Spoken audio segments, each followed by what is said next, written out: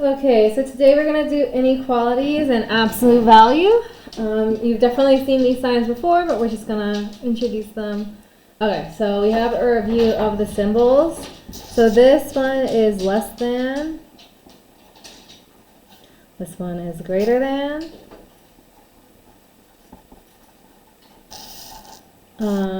This one is greater than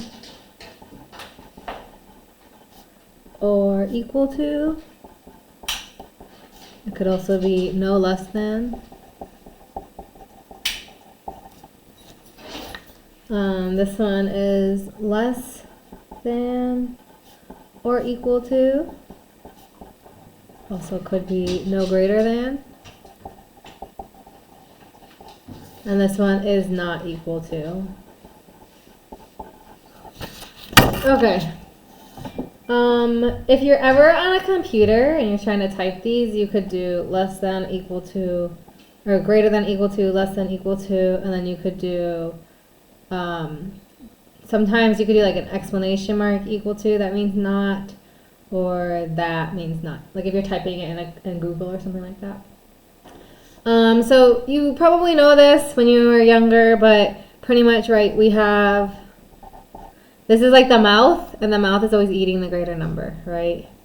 Mouth eats larger number, right? I learned that this is like an alligator,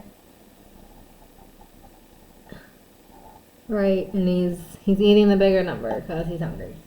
Okay, Let's is broke. She has less than $9 in her wallet. So we have our variable. L is less than 9. On a number line, right, we have 9. So it goes up to the right and down to the left. So we have 9, 10, 11, 8, 7. When it's less than, or when it's not equal to, we put an open circle. And then we have our arrow. So L is less than 9. Which makes sense, right? Because we know that 7 is less than 9. We know that 8 is less than 9. So this is what it looks like on the number line. Zook has no less than $5 in his wallet. So we have Z and we have 5, and we just need to figure out the symbol. So no less than is the same thing as like greater than or equal to. So we can put this symbol. And if you're ever getting stuck, you can just pick a number, right? So let's make our number, our line. Right? And if I couldn't remember which symbol, like I could be like, oh, Zook has no less than 7 in his wallet. Okay, 7. Is 7 no less than 5? Yes, so we know that includes it. Right? So we know that we have our arrow going to the right. Zook has no less than 5. So 6 is not less than 5, 7 is not less than 5. 5 is not less than 5, right? We have this equal sign here, so it means a closed dot, right? And then Castillo does not have $8. So Castillo does not have $8. 8, 9, 10, 7, 6, right? We're going from left to right. Everything's always from left to right. Like think of like a coordinate plane, right? We always have our negative x's here and our positive x's here, right? From left to right, we're going positive. Right? So it's the same thing on a number line. We're just in one axis instead of, we're in one dimension, one axis instead of two dimension or two axes. Okay, so we have an open circle. And this is the only thing that it's not allowed to be. So everything else can just, the arrows go on both sides. So this is what a not equals looks like. Okay. Inequality graphing. So just to be more explicit with these open dots, right? We have our open dot and we have our closed dot. When should I have an open dot? When I use greater than, less than, or not equal to. When should I use a closed dot? Greater than or equal to, less than or equal to, or equal to, right? So there's that line here. It includes it, so we want to do the closed dot because the closed dot means it includes that number. Okay, so let's do some examples with the number line. So it's always easy to start by putting that number that they're asking for in the middle of the number line. And then remember, we want to go positive to the right. So with negative numbers, you just got to be remembering, you got to remember that it's becoming more positive, which means it's becoming less negative. So don't get confused and put a negative 8 there, right? It's negative 5, negative 6, right? It's getting more, it's going from left to right, positive to negative. 15, 16, 13, 12, negative 7, negative 6, negative 9, negative 10. We'll do these after. Let's just do these 3 first. Okay. So we have x is greater than negative 7. So we have our open circle, and we know that negative 5 is greater than negative 7. So we're going to put our arrow this way. Okay, we know it's less than or equal to 14. We know that 12 is less than 14, so we know our arrow is going this way. We have not equal to negative 8. So we have our open circle, and then we have the arrow going in both directions, because it's pretty much saying I want everything but negative 8. So it can be negative 9, negative 6. Okay, let's do these. Okay, so we have negative 6, negative 5, negative 8, negative 9. Negative 7 is less than x. So this one's trickier because the variable's on the other side, right?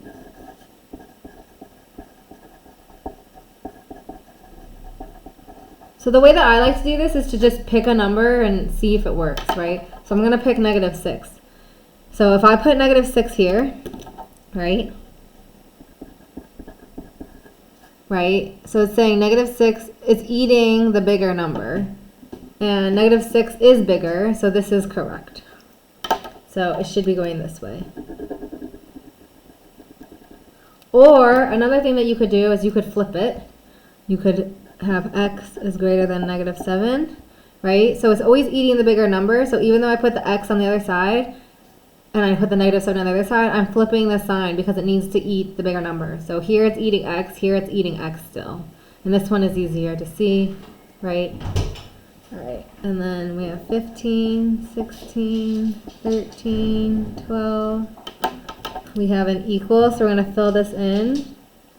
Let's try 15, right? So 14 is greater than or equal to 15. Well, no, that's not true because 15 is greater. So we know that it goes the other direction.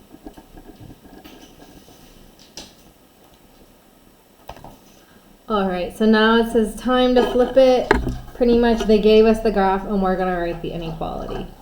So we know that x and 2, and it needs to be less than, right? All these numbers are smaller, so it's going to be eating 2. And it's an open circle, so it's not going to be filled in, so this is it.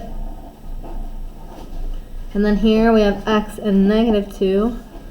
It's numbers that are all bigger, so it's going to be, right, it's not bigger than negative, or it's not, negative 2 isn't the biggest number, it's the smallest number, so we're going to eat x because x is bigger. And we have the line there because it's a filled in circle. And we're done. All right, so now we're going to touch on absolute value. So the definition of absolute value is the distance a number is from 0. So, right, absolute value is always going to be positive. Okay, so, right, it's pretty much your distance to 0, right? So if I have absolute value of negative 3, I'm just seeing how far it is to 0, right? Absolute value is always going to be positive because distance is positive, right? You can't be like negative 5 feet away from each other. You're 5 feet away from each other. So negative, the absolute value of negative 3 is 3. The absolute value of 5, 1, 2, 3, 4, 5 is 5. Okay, so let's take a look at some examples. Find the following absolute values. So we have 4 problems here.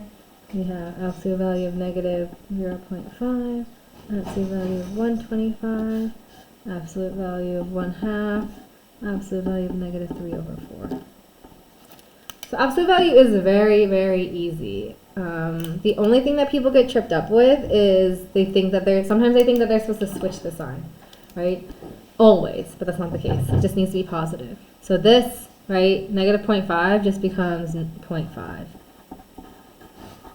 125, it's already positive, so it's not -125, it's just the same thing, 125. Here, even though it's a fraction, it's just a fraction. Here, we just make it positive, right? So we're not switching the sign. We're not like, oh, not like the negative reciprocal, right? Where you're trying to find a perpendicular line and you make it negative. This one, it's always positive. So if it's negative, it becomes positive. If it's positive, it stays positive. So let me write that on the side. If negative becomes positive, if positive stays positive.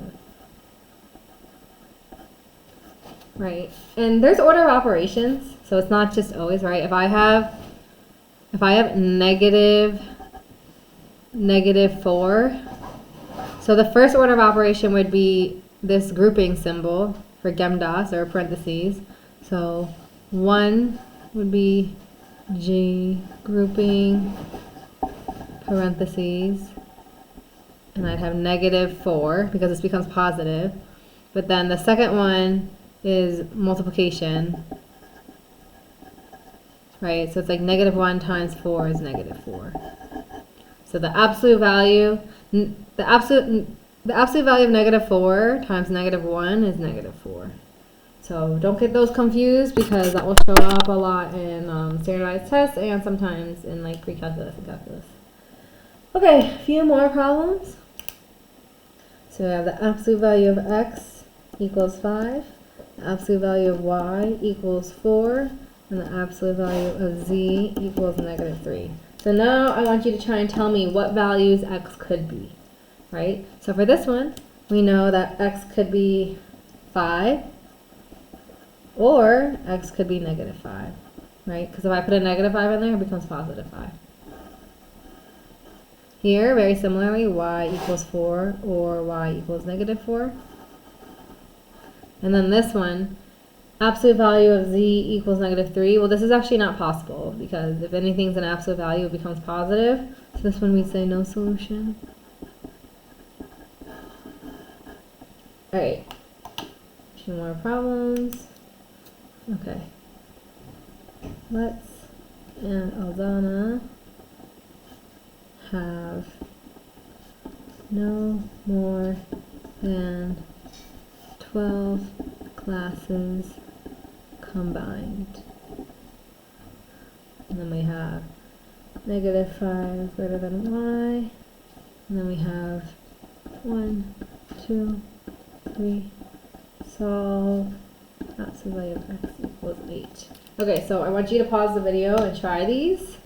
And then when you're done, you can check. Alright, so let the Aldana have no more than 12 classes combined. So we could do it two ways. We could do L plus A is less than or equal to 12, or just C for classes is less than or equal to 12. Either one is good. And if we were to do a number line,